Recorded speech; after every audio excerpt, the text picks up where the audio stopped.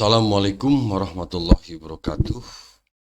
Izin kali ini Bapak dan Ibu, terutama teman-teman pengawas ya di seluruh Indonesia tentu. Admin kali ini akan coba untuk memberikan paparan terkait dengan peran pengawas sekolah ya di era Merdeka Belajar. Nah, apakah peran pengawas ini berbeda dengan Permendikbud sebelumnya, yaitu Permendikbud 21 ya tahun 2010 dengan Peraturan Direktur Jenderal Guru dan Tenaga Kependidikan nomor 4831 tahun 2023. Nah, baik Bapak Ibu, nanti kita akan coba untuk membedah ini terkait peran pengawas sekolah di era Merdeka Belajar. Silakan nanti disimak Bapak Ibu dan pahami, kemudian kita coba bedah bersama ya terkait dengan peraturan Dirjen GTK ini. Simak sampai tuntas Bapak Ibu.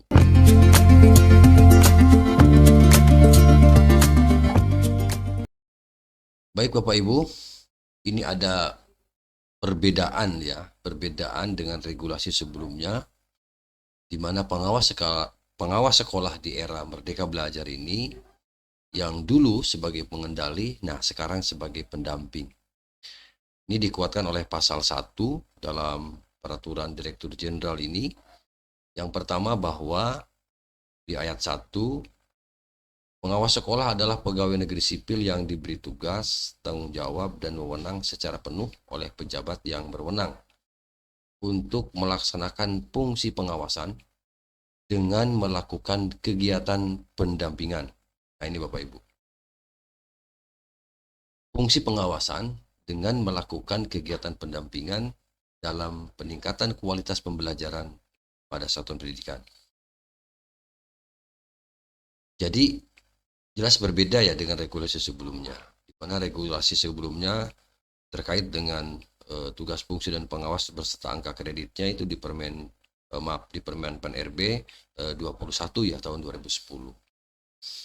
Nah, yang di ayat 2-nya Bapak Ibu, kepala sekolah adalah guru yang diberi tugas untuk memimpin pembelajaran dan mengelola satuan pendidikan, mulai dari taman kanak-kanak, TKLB, SD, kemudian SDLB, lalu SMP, SMPLB, SMA, dan SMK ya. Jadi berbeda ya, jelas banget gitu. Karena dua ASN ini memang sama-sama termasuk tenaga kependidikan, yang satu sebagai memiliki fungsi pengawasan di mana melakukan pendampingan, dan kepala sekolah adalah guru yang diberi tugas. Ya, guru yang diberi tugas, bukan tugas tambahan lagi. Guru yang diberi tugas, jadi tidak ada tambahannya ya, untuk memimpin pembelajaran dan mengelola satuan pendidikan. Begitu Bapak Ibu. Nah ini. Lalu Bapak Ibu, apa itu pendampingan? Karena tadi melakukan fungsi pengawasan dengan melakukan pendampingan. Apa itu pendampingan? Ini ada di ayat 4 Bapak Ibu. Masih di pasal 1 ya. Nah, ayat 4-nya pendampingan adalah kegiatan pengawas sekolah membersamai ya. Pendampingan adalah kegiatan pengawas sekolah membersamai kepala sekolah dalam peningkatan kapasitas dan mutu layanan satuan pendidikan untuk menyelenggarakan pembelajaran yang berpusat pada peserta didik dengan menggunakan strategi serta metode yang relevan. Jadi pendampingan yang dimaksud di sini adalah di mana kepala sekolah ya bersama dengan pengawas tentunya dalam hal ini untuk fungsi pengawasan sama-sama atau membersamai begitu, sama-sama antara pengawas dengan kepala sekolah dalam meningkatkan kapasitas dan mutu layanan satuan pendidikan. Itu yang dimaksud dengan tadi apa pendampingan Bapak Ibu. Jadi kita lebih menekankan kepada pendampingannya nih. Lalu apa fungsi pengawasan dalam kegiatan melalui pendampingan itu? Yang ini ada di pasal 2 ya Bapak Ibu. Bahwa di ayat 1 Peraturan Direktur Jenderal ini merupakan pedoman bagi pengawas sekolah untuk melaksanakan fungsi pengawasan melalui kegiatan pendampingan pada satuan pendidikan yang menerapkan kurikulum merdeka lalu satuan pendidikan yang menerapkan kurikulum 2013. Jadi ada dua kelompok, di mana kelompok pertama adalah satuan pendidikan yang menerapkan kurikulum merdeka, lalu ada yang kedua adalah kelompok satuan pendidikan yang menerapkan kurikulum 2013. Mengapa masih ada kurikulum 2013, Bapak Ibu, di dalam regulasi yang sekarang ini? Karena memang kurikulum merdeka itu kan baru opsi ya, pilihan. Dan opsi itu ada yang melalui jalur mandiri. Mandiri belajar, mandiri berubah, dan mandiri berbagi. Di mana untuk kategori 1 dan 2, terutama khusus untuk kategori 1, mandiri belajar, jadi masih menggunakan kurikulum 2013, tetapi sedikit begitu ya, mulai menerapkan prinsip-prinsip kurikulum merdeka. Nah, kegiatan pendampingan sebagaimana dimaksud pada ayat 1 ini untuk meningkatkan kualitas pembelajaran yang berpusat pada peserta didik sebagai implementasi kebijakan Merdeka Belajar. Nah, lalu prinsip sekarang Bapak Ibu. Prinsip kegiatan dalam menjalankan pendampingan. Jadi ada 7 prinsip di pasal 3 bahwa kegiatan pendampingan sebagaimana dimaksud dalam pasal 2 dilaksanakan dengan prinsip. Nah, pertama profesional, terencana dan strategis, bertahap dan mandiri, lalu kolaborasi, asimetris, kesetaraan, dan berbasis evaluasi. Jadi ada 7 prinsip yang harus dipakai, yang harus digunakan oleh seorang pengawas ketika menjalankan pendampingan. Lalu apa tujuan dari pendampingan itu, Bapak Ibu? Ini tentu pengawas harus jeli, harus siap tanggap dan lain-lain lah ya terkait dengan tugasnya. Tujuan dari pendampingan pertama, Bapak Ibu, di sini ada di pasal 4 ya, ayat 1. Kegiatan pendampingan sebagaimana dimaksud dalam pasal 2 bertujuan untuk menciptakan budaya kolaborasi dengan kepala sekolah, warga satuan pendidikan, dan masyarakat secara berkelanjutan dalam mengembangkan program pembelajaran yang berpusat pada peserta didik. Lalu mewujudkan lingkungan belajar yang aman, nyaman, dan inklusif, lalu membangun budaya refleksi dan pengembangan warga satuan pendidikan dalam mengelola program satuan pendidikan, lalu meningkatkan kualitas proses dan hasil belajar peserta didik. Jadi tujuan pendampingan ini ada 4, Bapak Ibu ya. Jadi tujuannya ada 4 tadi ya. Nah, lalu dengan cara apa tujuan pendampingan itu dapat tercapai? Nah, tujuan kegiatan pendampingan sebagaimana dimaksud dalam pada ayat 1 dicapai pengawas sekolah dengan. Nah, jadi tujuan pendampingan supaya tercapai dengan cara apa tujuan pendampingan itu dapat tercapai? Yang pertama, mendampingi kepala sekolah dalam menyusun rencana program kerja, anggaran ya. Lalu mendampingi kepala sekolah dalam melaksanakan program kerja, lalu membersamai kepala sekolah dalam mengembangkan kurikulum operasional satuan pendidikan (OSP). Jadi ada 3 ya tujuan kegiatan pendampingan yang bisa dicapai oleh pengawas sekolah itu, Bapak Ibu. Lalu memberikan umpan balik, kemudian mendorong evaluasi implementasi pembelajaran baik guru maupun kepala sekolah, lalu mendorong kepala sekolah untuk memberdayakan komunitas belajar, lalu memfasilitasi kepala sekolah dalam mempelajari dan menerapkan prinsip-prinsip kurikulum merdeka dalam rangka transformasi pembelajaran pada satuan pendidikan. Jadi ada 4 ya agar tujuan itu bisa tercapai. Lalu sekarang siklus Bapak Ibu. Nah, di siklus ini Bapak Ibu, siklus pendampingan ini sebenarnya ada 4 siklus Bapak Ibu ya. Ada 4 siklus. Nah, ini termuat di pasal 5 ya. Dan siklus ini dijabarkan lebih detail ya dari ayat 1 sampai ke ayat 4. Pasal 5 ayat 1, pendampingan sebagaimana dimaksud dalam pasal 2 dilaksanakan dalam siklus pendampingan dengan tahapan sebagai berikut. Perencanaan, ya Bapak Ibu, perencanaan pendampingan satuan pendidikan, pendampingan terhadap perencanaan program satuan pendidikan, kemudian pendampingan terhadap pelaksanaan program satuan pendidikan, dan pelaporan pendampingan. Jadi ada empat siklus ya yang harus direncanakan, harus dilaksanakan oleh seorang pengawas. Dalam rangka apa tadi?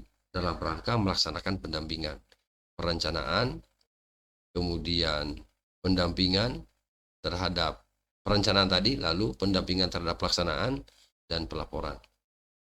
Nah, di ayat 2 diperjelas lagi Bapak Ibu masing-masing siklus tadi. Di ayat 2-nya bahwa pelaporan pendampingan sebagaimana dimaksud pada ayat 1 huruf D, ya pelaporan yang ini Bapak Ibu, huruf D digunakan sebagai acuan bagi pengawas sekolah untuk menyusun perencanaan pendampingan pada siklus tahun berikutnya. Nah, dalam melaksanakan peran tersebut, pengawas sekolah senantiasa memperhatikan prinsip-prinsip pendampingan sebagai berikut. Tadi Bapak Ibu yang di awal disampaikan, profesional, terencana dan strategis, bertahap dan mandiri, lalu kolaborasi, asimetris, kesetaraan, dan berbasis evaluasi. Nah, itu Bapak Ibu prinsip-prinsip yang harus diterapkan ketika seorang pengawas itu melakukan pendampingan, Bapak Ibu. Nah, dalam menjalankan setiap tahapan dalam siklus pendampingan, pengawas sekolah dapat mendasarkan kegiatannya sesuai panduan implementasi pembelajaran dalam kebijakan Merdeka Belajar yang terdiri dari, ini ada 8 ya, petunjuk pelaksanaan siklus pendampingan, panduan pengembangan KOSP, panduan pembelajaran dan asesmen, kemudian proyek profil pelajar, pengembangan proyek profil pelajar Pancasila, lalu petunjuk awal membangun komunitas belajar, panduan komunitas belajar, panduan optimalisasi komunitas belajar, lalu panduan dan pedoman lainnya tentang implementasi kebijakan Merdeka Belajar yang diterbitkan oleh kementerian. Itu Bapak Ibu panduan implementasi pembelajaran dalam kebijakan Merdeka Belajar. Nah, selain mendasarkan kegiatan sesuai dengan panduan implementasi pembelajaran dalam kebijakan Merdeka Belajar, pengawas sekolah juga diharapkan mampu menjalankan perannya dengan memanfaatkan berbagai bentuk dukungan implementasi pembelajaran pada kebijakan Merdeka Belajar. Misalnya seperti platform Merdeka Mengajar, webinar, layanan bantuan, atau helpdesk, dan mitra pembangunan. Nah, ini yang ditampilkan Bapak Ibu adalah siklus pendampingan pengawas sekolah ya. Sini ada 4 siklusnya, mulai dari perencanaan, kemudian pelaksanaan pendampingan, terus pendampingan terhadap pelaksanaan program, lalu pelaporan. Jadi ada 4 ya siklus pendampingan pengawas sekolah. Mudah-mudahan ini bisa dipahami Bapak Ibu. Yang pertama tadi perencanaan pendampingan satuan pendidikan ya, di mana pengawas sekolah dalam menjalankan tahapan perencanaan pendampingan ini paling sedikit melakukan aktivitas sebagai berikut. Paling sedikit, boleh lebih ya berarti. Pertama, mengidentifikasi komitmen perubahan, lalu menentukan strategi pendampingan, dan menentukan metode pendampingan. Itu perencanaan. Jadi paling tidak nanti ketika Bapak Ibu membuat matrik ya perencanaan pendampingan, itu paling tidak atau setidaknya memuat ini. Ada identifikasi ya, lalu menentukan strategi pendampingannya, lalu menentukan metode pendampingannya gitu ya Bapak Ibu. Lalu menyusun dokumen rencana pendampingan. Menyusun dokumen rencana pendampingan. Jadi ada skedulnya nanti yang harus dibuat oleh Bapak dan Ibu ketika akan melaksanakan pendampingan. Pertama, daftar satuan pendidikan yang didampingi. Wajib ini sifatnya Bapak Ibu. Harus punya ya. Bagaimana kita bisa bekerja, bisa menentukan sekolah A atau B atau C, sementara kita sendiri belum punya data. Nah, makanya punya data penting. Daftar satuan pendidikan yang didampingi. Yang kedua, strategi dan metode pendampingan, lalu skala prioritas pendampingan. Nah, tentu dari 3 ini yang nomor 3 ini harus ada skala prioritas. Ya, begitu Bapak Ibu. Terutama yang perlu didampingi adalah yang memang dari sisi kualitas, kuantitas ya, atau rapor pendidikan dan lain-lain ya. Banyak indikator yang menentukan itu sehingga harus perlu sekolah tersebut untuk didampingi. Lalu dalam hal jumlah pengawas sekolah terbatas dan jumlah satuan pendidikan yang didampingi melebihi rasio ideal, pengawas sekolah dapat melakukan perencanaan pendampingan yang adaptif dengan memanfaatkan teknologi atau alat bantu lain yang relevan. Artinya begini Bapak Ibu, ketika seorang pengawas ya diberikan jumlah kepengawasan yang terbatas dan jumlah satuan pendidikan yang didampinginya, maka ini perlu ada strategi-strategi khusus ya, sehingga semua yang menjadi satuan pendidikan binaan terjangkau. Lalu mengirimkan dokumen rencana pendampingan yang telah disusun kepada kepala dinas. Jadi setelah selesai rencana pendampingannya dibuat, program kerjanya dibuat, maka setelah itu baru sampai kepada kepala dinas, Bapak Ibu. Yang kedua apa? Tadi yang pertama ini kan perencanaan pendampingan. Yang kedua adalah menyusun dokumen perencana. Kalau tadi adalah perencanaan pendampingan, yang ini yang berikutnya. Nah, yang berikutnya pendampingan terhadap perencanaan program. Lalu menginformasi rencana program kerja satuan pendidikan didampingi yang tersusun berdasarkan bersama kepala sekolah, kepala dinas pendidikan dengan cara yang disesuaikan kebutuhan serta karakteristik budaya setempat.